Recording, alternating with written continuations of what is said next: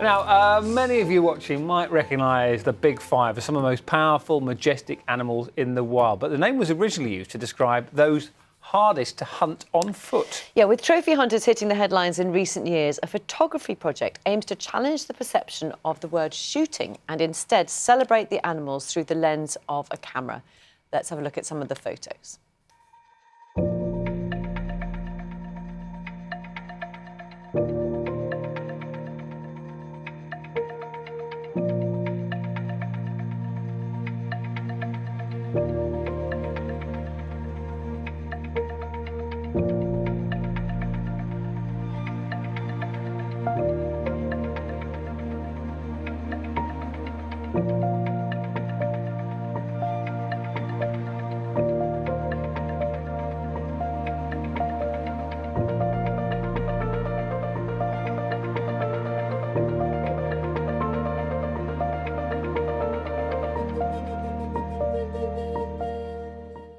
They're wonderful photographs. Yeah. Graeme Green is one of the photographers behind this project, and he joins us now. Morning to you. Thank you so much for joining us. We'll come to the photos in a minute, but there were sort of these original Big Five, weren't there? And you've moved this on because it's important to you, isn't it? Morning, Dan and Louise. Yes, it is important to me. I had this idea around 10 years ago when I was on assignment in Botswana, and I heard that word shooting for taking photos. And it seemed to me that shooting animals with a gun is really an outdated idea now. It's meaningless to most people. It's cruel to a lot of people. And this idea of celebrating animals through photography, it just seemed a much better idea. It's much more meaningful. It's much more powerful. So I started working on the idea about 2 years ago to set up this project. I should mention I'm not just one of the photographers behind it. I am the founder of the project. I created it. OK, well, obviously means an awful lot to you as well. And talking about the importance of language, you picked up on the word shooting there. The term Big Five, because we mentioned it in the introduction there. Tell us about the story about how that term sort of originated. Well, yeah, it was, I mean, horrific things happened in the past in Africa, as we know. And one of those things was that trophy hunters wiped out many of the animals that we love. So that's why that language matters. The term is still used a little bit for tourism in places like South Africa. But I've spoken to a lot of people over the years who really dislike the term. A safari camp owner actually called it a butcher's term. And he told me that he wouldn't let any of his staff use it.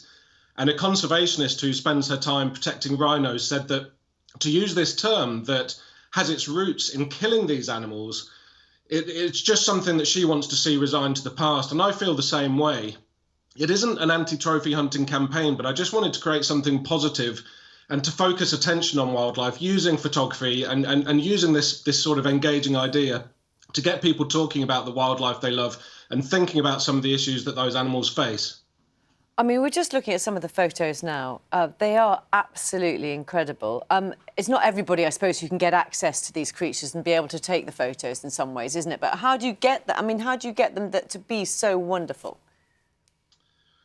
Well, photography does take time, and it takes patience, and it takes practice. And you're right, a lot of these places aren't easy to access. I mean, the job as a wildlife photographer, it has opened up these places to me that someone from my background wouldn't have had otherwise. I've been able to go to everywhere from Malaysia to Tanzania to, Peru photographing wildlife. It's an amazing way to see the world. It really is.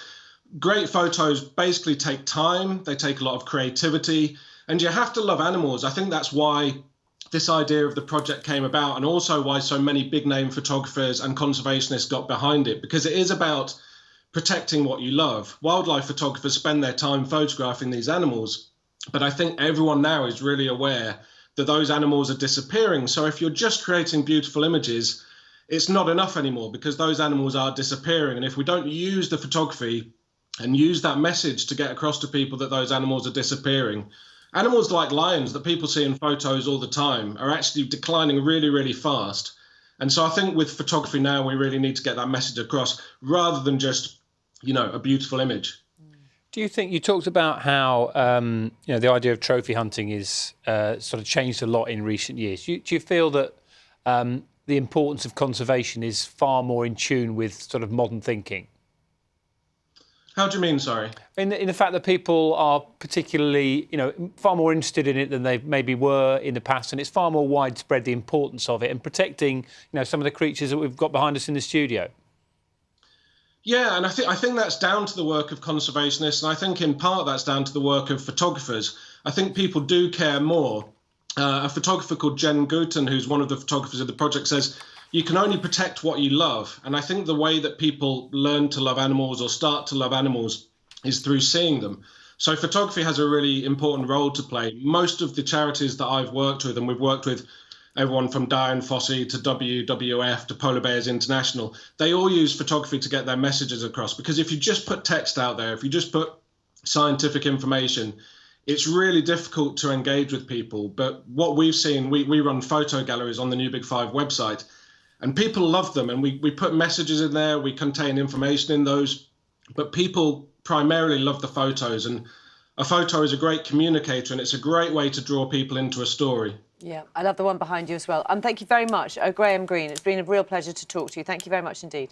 That's it from breakfast this morning. Lovely to talk to you, Graeme. We're back tomorrow from 6. We are. Right now it's time for Rip Off Britain Live.